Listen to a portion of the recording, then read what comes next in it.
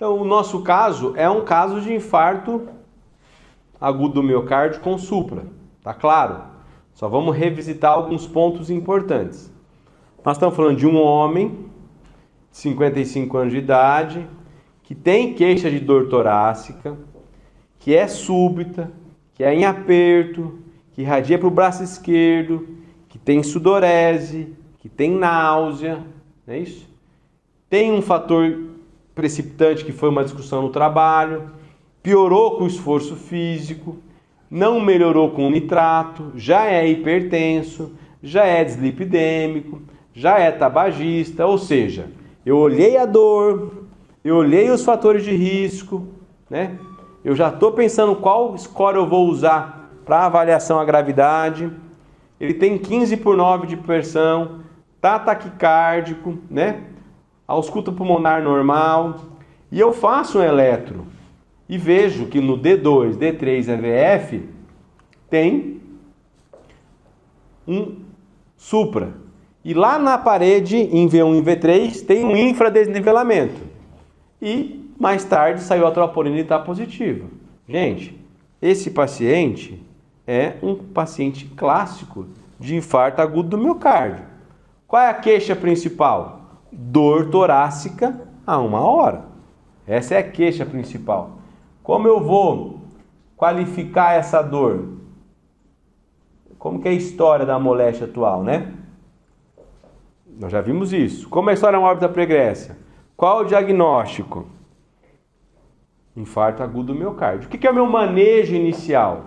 O que vai fazer eu definir o cuidado desse doente? Eu vou dar S para ele? Vou dar 300 miligramas. Eu vou dar oxigênio? Se precisar precisando, eu vou dar. Vou pegar um acesso? Vou. Vou dar nitrato? Vou. Vou ligar um tridil, a nitroglicerina? Vou. Agora, preciso reperfundir. Preciso abrir a artéria desse doente. O que vai definir como eu vou abrir a artéria desse doente? É a disponibilidade de serviço de hemodinâmica. Estou num hospital com serviço ou não? Estou? Perfeito, angioplastia primária. Não estou? Depende do tempo. Para ver se eu vou conseguir chegar com tempo hábil ou vou ter que fazer fibrinólise. Fiz fibrinólise, não conheci a anatomia.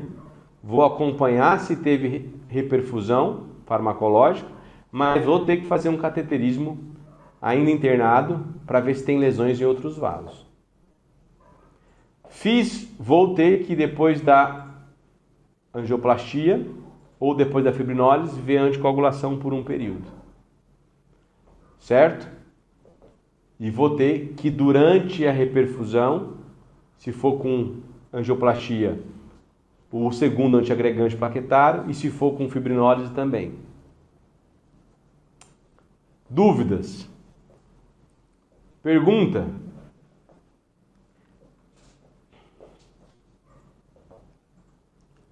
Estamos finalizando o síndrome coronariana aguda. Então, em 3 semanas, a gente conseguiu olhar bem para essas 3 grandes apresentações. E finaliza hoje.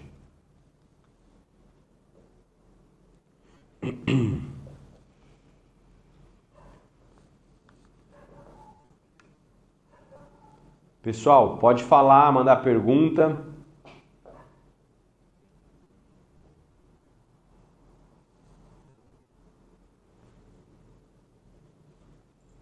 Temos um tempinho ainda.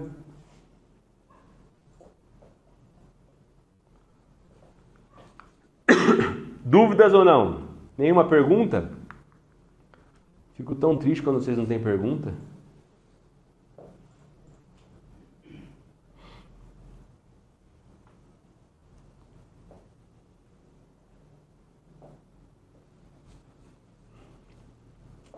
Nada?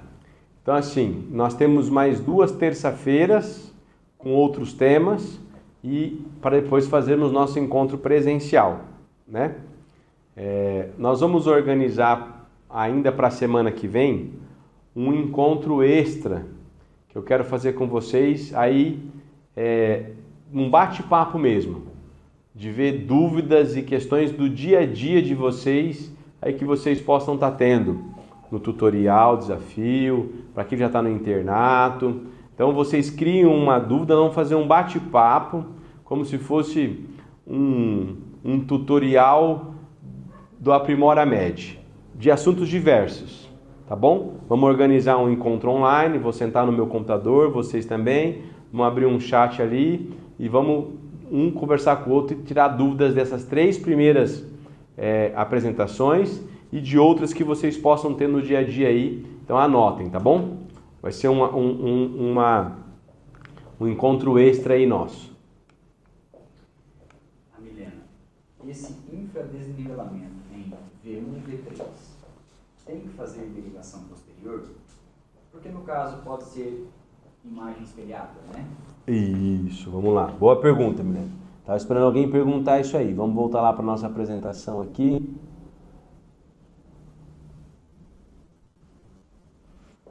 Vamos voltar lá. Vou voltar aqui. Então,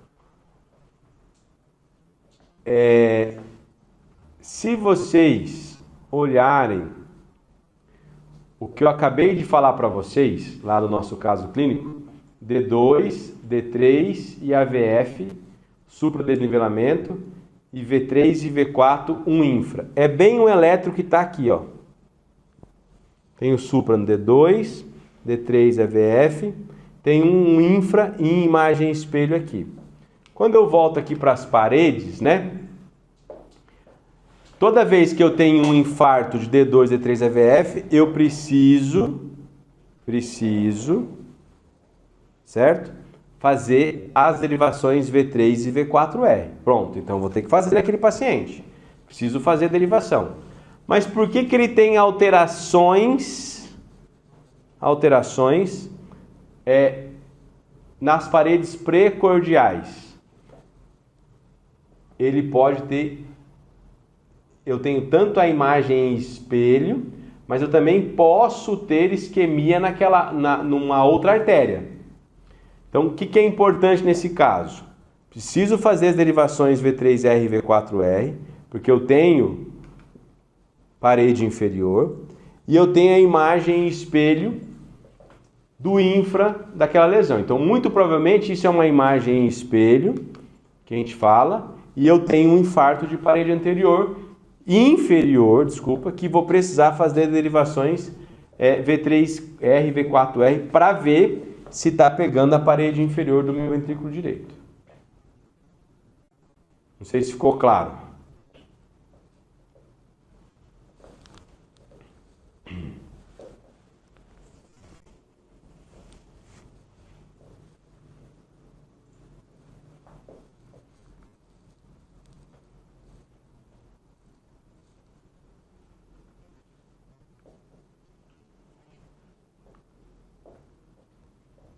Ficou? Então assim, pessoal, pensem em assuntos para a gente fazer uma boa discussão a semana que vem, de 1 hora, no seu computador lá, de assuntos relevantes. A gente faz a aula terça-feira normal, que nós vamos fazer, e a gente vai achar um horário da semana que vem ainda, que a gente vai fazer um bate-papo, tá bom? Então terça aula normal, mandar o caso para vocês, vou mandar o artigo, né, como a gente tem mandado. Aí nós vamos fazer nosso encontro na terça-feira, normal, gravado aqui, apresentando para vocês. E na quarta ou na quinta, nós vamos fazer um bate-papo de assuntos diversos, tá bom? Uma overview de tudo que a gente já viu e um bate-papo de um assunto diverso. Certo? Nos encontramos na terça que vem. E amanhã, depois já estamos mandando para vocês o nosso artigo e o nosso caso clínico.